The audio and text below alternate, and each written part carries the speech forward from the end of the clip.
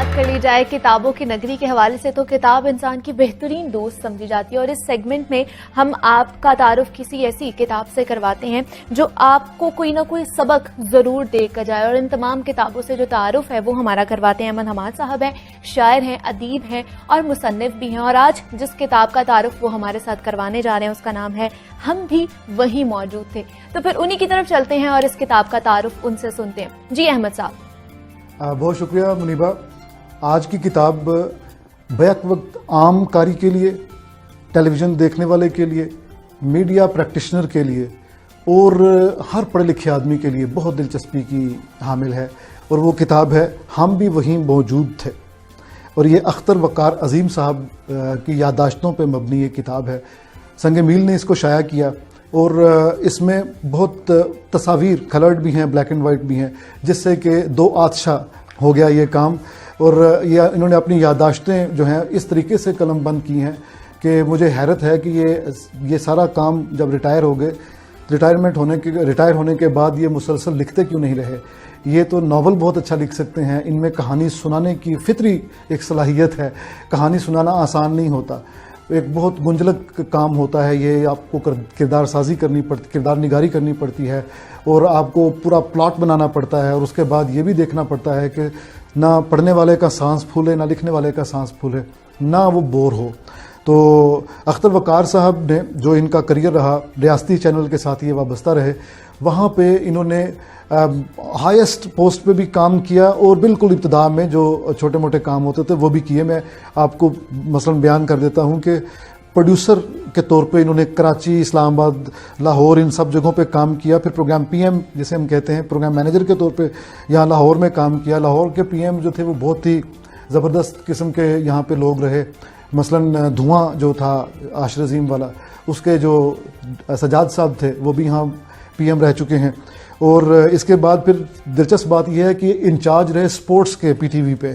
तो एक तरफ दूसरे काम, मुश्किल काम, और एक तरफ स्पोर्ट्स जैसा मुश्किल काम, ये दो बिल्कुल अपोजिट, यानी प्रोडक्शन के हवाले से, प्रोडक्शन के एतबार से मैं अगर बयान करूँ, मुझे याद आ रहा है कि पीटीवी के लाहौर में एक कैमरामैन थे, उनका हमने इंटरव्यू किया अपने प्रोग्राम के लिए। हम लोग पीटीवी की सालगिरह के सिलसिले में प्रोग्राम रिकॉर्ड कर रहे थे। तो उनसे पूछा कि आपकी शोहरत क्या थी, आपकी एक्सपर्टीज़, महारत क्या थी। तो कहते हैं कि मैं छक्का स्पेशलिस्ट था। और हमने पूछा कि आप वो कैसे, आप छक्का स्पेशलिस्ट कैसे मशहूर हुए। उन्होंने कहा कि उस ज़माने में जब बहुत ज़्यादा हमारे पास सहूलियात नहीं होती थी तो मैं कैमरे को इस महारत से इस्तेमाल करता था। ख़ास तौर पे उस वक्त जब कोई प्लेयर सिक्सर लगाता था, मैं गेंद को फॉलो करता था। और उस वक्त, उस ज़माने में उसको फोकस में रखना, फॉलो करते जाना, बाउंड्री के पार गिरते हुए दिखाना, ये कोई आसान काम नहीं था। आज तो बहुत सहूलियात हैं, 36 कैमरे लगे होते हैं स्टेडियम में। तो उस वक्त पीटीवी का ज़माना आप याद करें तो वो बड़ी इस पर फ़ख्र किया करते थे कि ये उस ज़माने में कोई भी नहीं कर सकता था। तो कहते क्रिकेट की कवरेज के लिए मुझे ही भेजा जाता था। तो बहरहाल इसके बाद ये जीएम के तौर पर, डायरेक्टर करंट अफेयर्स के तौर पर और सीनियर वाइस प्रेसिडेंट के तौर पर भी बात का काम करते रहे। इन्होंने बहुत खूबसूरत यादें छोटी छोटी कलम बंद की हैं। एक मैं जल्दी से आपको सुना देता हूं कि कहते हैं कि इन्होंने बहुत सारे प्राइम मिनिस्टर्स के साथ भी ज़ाहिर है काम किया। कहते हैं एक मरतबा वज़ीर-ए-आज़म नवाज शरीफ को किसी ने मशवरा दिया कि देही इलाकों में रहने वालों से बराह रास्त खिताब अगर किसी खेत में बैठ कर किया जाए तो इसका ज़्यादा असर होगा। वज़ीर-ए-आज़म तैयार हो गए। सिंध का एक देहात इस खिताब के लिए मुंतखब किया गया। टीवी और रेडियो की टीमें तमाम तकनीकी इंतजामात के साथ वहाँ पहुँच गई। गर्मी थी, सूरज पूरी आबोताब के साथ चमक रहा था। वज़ीर-ए-आज़म भी जल्दी में थे, लेकिन बहुत देर तक रिकॉर्डिंग शुरू ना हो सकी क्योंकि पलंग जिस पर वज़ीर-ए-आज़म बैठे थे उसके पाए बहुत ऊंचे थे, इतने बड़े और लंबे कि उन पर बैठकर ज़मीन तक पाँव पहुँचाना मुश्किल था। ये बात मियाँ साहब को परेशान किए जा रही थी। वो दोनों टांगें आगे पीछे झुला रहे थे जैसे फुटबॉल खेल रहे हों। टीवी की तरफ से अतर वक़ार अज़ीम की रिकॉर्डिंग की जिम्मेदारी थी। ये अख्तर वक़ार अज़ीम है और अतर साहब की बात बता रहे हैं। उन्होंने ये सूरत देखी तो वज़ीर-ए-आज़म के सेक्रेटरी की तवज्जो दिलाई कि वो कोई हल निकालें। वज़ीर-ए-आज़म भी पलंग से ये कहते हुए उठ खड़े हुए, हाँ यार बहुत तंग पड़ रहा हूँ। पाए छोटे करने के लिए आरी की तलाश शुरू की गई, लेकिन खेत में आरी कैसे मिलती। काफ़ी वक्त गुजर गया, फिर किसी को ख्याल आया, ब्रैकेट में उन्होंने लिखा कि शायद वज़ीर-ए-आज़म ही को ख्याल आया कि खेत में छोटे छोटे गड्ढे करके पलंग के पाए उसमें रख दिए जाएं। यूं ये मसला हल हुआ और शाम तक रिकॉर्डिंग मुकम्मल हो सकी। तो ये वो जो ऑन द स्पॉट जीनियस आपकी काम आती है, प्रोड्यूसर के लिए ये बहुत ज़रूरी है।